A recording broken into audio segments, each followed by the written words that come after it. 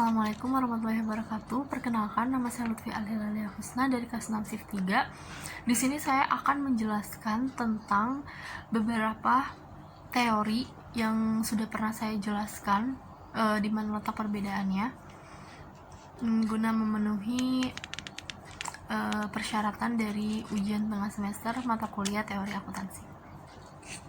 Oke, langsung saja. Perbedaan antara stewardship teori dan positive accounting teori, karena dua teori tersebut sudah pernah saya jelaskan di video saya sebelumnya. Teori stewardship adalah teori yang menggambarkan situasi di mana para manajer tidaklah termotivasi oleh tujuan-tujuan individu, tetapi lebih dituju pada sasaran hasil utama mereka untuk kepentingan organisasi. Sehingga teori ini mempunyai dasar psikologi dan sosiologi yang telah dirancang di mana para eksekutif sebagai steward termotivasi untuk bertindak sesuai keinginan prinsipal. Selain itu, perilaku steward tidak akan meninggalkan organisasinya sebab steward berusaha mencapai sasaran organisasinya.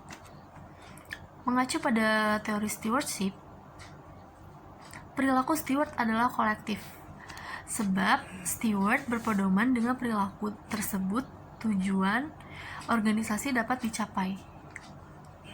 Misalnya, peningkatan penjualan atau profitabilitas. Perilaku ini akan menguntungkan prinsipal termasuk outside owner atau melalui efek positif yang ditimbulkan oleh laba dalam bentuk dividen dan share prices. Hal ini juga memberikan manfaat pada status manajerialnya, sebab tujuan mereka ditindaklanjuti dengan baik oleh steward. Sebelum para penganut teori stewardship menitikberatkan pada suatu struktur yang memungkinkan untuk manajer-manajer pada tingkat yang lebih tinggi.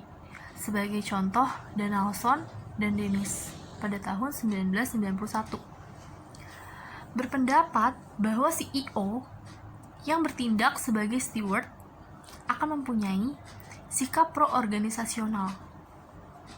Pada saat struktur manajemen perusahaan memberikan otoritas dalam keleluasaan yang tinggi.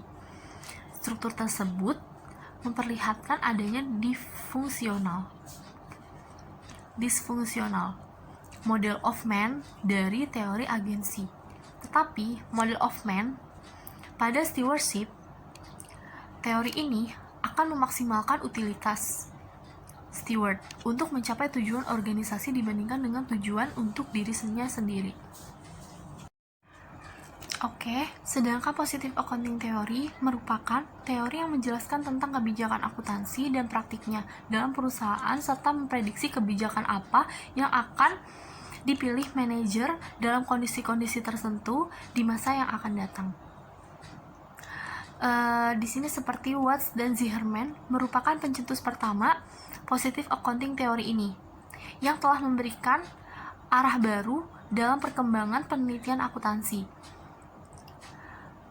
Yang pertengahan pada tahun 1960-an dan pada tahun 1940-an dan awal 1960-an, penelitian akuntansi didominasi oleh penelitian normatif yang menekankan pada kejadian yang seharusnya pada dunia akuntansi.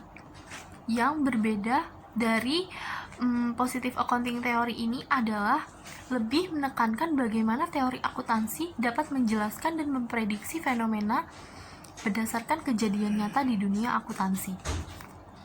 Perubahan dari pendekatan normatif ke pendekatan positif dalam penelitian akuntansi dikarenakan oleh yang pertama, itu ada ketidakmampuan dari pendekatan normatif dalam menguji teori secara empiris.